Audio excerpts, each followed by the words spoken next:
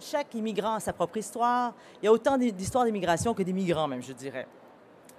Donc, c'est un boulot très exigeant, ça prend beaucoup de courage. Et il faut avoir une grande part d'humilité et d'observation, parce que vous êtes comme dans un stage accéléré pour essayer, comme une éponge, d'assimiler, de comprendre, de vraiment euh, essayer d'obtenir le maximum d'informations. Et c'est très, très fatigant, tout ça. Alors, on va rentrer dans le cœur du sujet, donc les pièges à éviter. On va essayer de vous parler, en grosso modo, des grands pièges et les conseils en général pour le marché du travail pour un nouvel arrivant. Donc, évidemment, la première chose dont tout le monde parle, le premier problème, c'est les ordres professionnels du Québec. C'est vraiment problématique. C'est un sujet houleux pour les nouveaux arrivants et avec raison. Idéalement, il faudrait évidemment se renseigner au maximum avant de venir ici au Québec via Internet, en contactant votre ordre, en sachant dans un premier temps si vous avez affaire à un ordre, oui ou non, et dans un deuxième temps, en les contactant, parfois en les harcelant. Il y a certains ordres qui sont plus transparents que d'autres par rapport au processus. Chacun a ses propres exigences. Il y en a 45. Il y a également des ordres, des corps de métier au Québec. Idéalement, il faut même vous poser la question, je dirais, si vous étiez prêt à éventuellement changer de domaine, si votre ordre ne vous reconnaissait pas. Si c'est non, si c'est un non drastique, soit qu'il faut vraiment voir rapidement si c'est vraiment possible d'être reconnu par l'ordre ou vraiment considérer est-ce que c'est vraiment un projet que vous avez envie de faire, une installation à l'étranger comme ça. Est-ce que vous allez pouvoir travailler dans votre domaine dans un délai raisonnable? Alors, apprendre à développer son réseau, le fameux réseautage dont on parle ici en Amérique du Nord. La définition du réseautage, ben, il ne faut pas le confondre avec le piston, là, qu'on connaît plus en France et dans certains pays, mais vraiment comme une espèce de référence un peu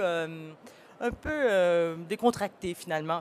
C'est un peu une espèce de bouche à oreille de ce que vous êtes et ce que vous êtes capable de faire. C'est-à-dire que vous rencontrez quelqu'un qui vous reconnaît en tant qu'être humain avec une certaine valeur au niveau professionnel et qui vous dit, voilà, moi je crois que c'est quelqu'un de qualité qui pourrait peut-être faire ce travail-là. C'est pas nécessairement quelqu'un qui a travaillé avec vous ou qui vous connaît de fond en comble, mais il vous réfère et ce côté humain va souvent rassurer les entrepreneurs qui cherchent de nouvelles personnes. Évidemment, un immigrant arrive avec zéro contact ou à peu près au départ, il doit reconstruire son réseau.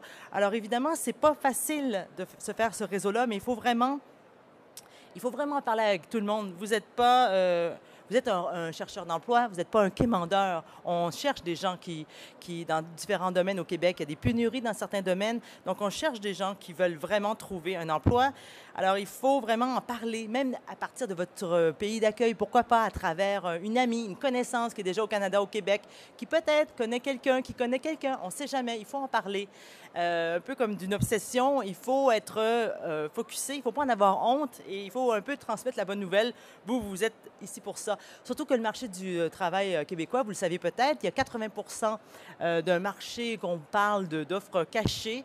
Alors, il faut vraiment, le bouche à oreille est vraiment très, très important.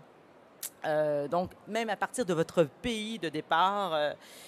Et puis, on ne sait jamais, un emploi peut vous amener, un emploi précaire au départ ou alimentaire peut peut-être vous amener vers de premiers contacts qui vont vous amener vers le contact idéal, l'emploi idéal par la suite. Alors, il faut vraiment, vraiment rien mettre de côté et tout mettre les chances de votre côté. Montréal, deuxième ville francophone au monde après Paris, avant Bruxelles, mais quand même, la langue anglaise est très dominante au niveau du marché du travail, surtout dans certains domaines.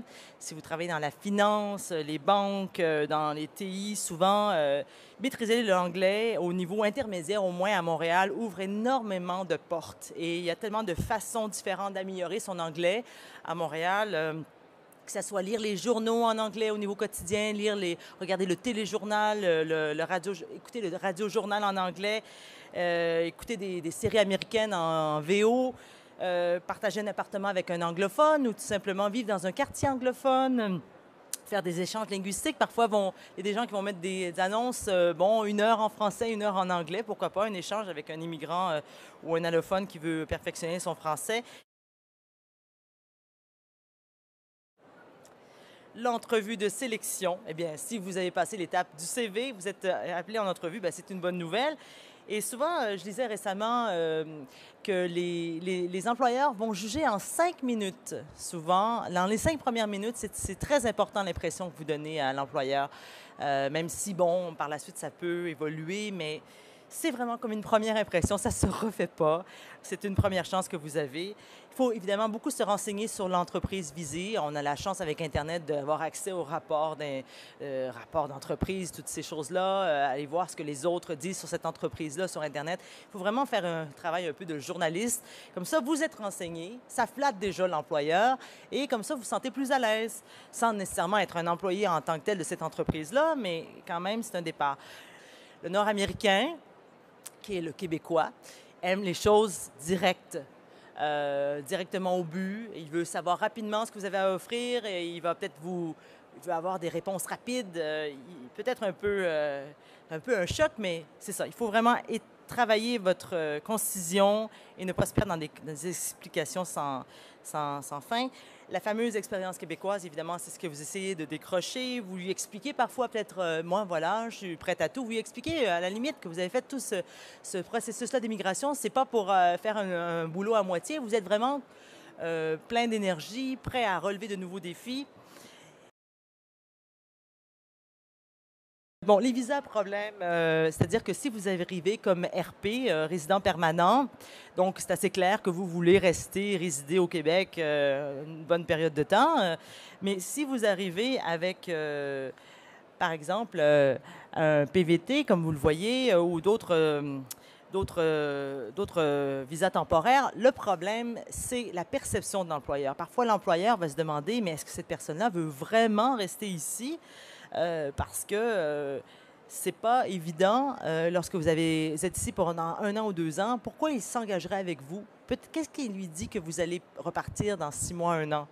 C'est ça un peu la peur des employeurs québécois lorsqu'ils voient que vous avez un visa temporaire. Alors, il faut les convaincre parce que parfois, à- à candidature égale, ils veulent peut-être prendre quelqu'un qui a un visa de RP par rapport à un PVTiste ou à donc, évidemment, si vous êtes déjà ici, vous avez déjà un type de visa peut-être, mais il faut considérer qu'à ce moment-là, il faut vraiment être plus convaincant auprès de l'employeur. Lui dire, voilà, je ne vous demande pas de lui raconter des salades, mais juste de lui dire ce qu'il en est. Voilà, moi, je suis vraiment, même si c'est juste un visa temporaire, je compte faire ma RP ou vraiment, j'ai un engouement, je veux continuer par la suite. Il faut que la personne soit convaincue de votre engagement. En fait, il ne faut vraiment pas se gêner à communiquer comment vous vous sentez par rapport à ça.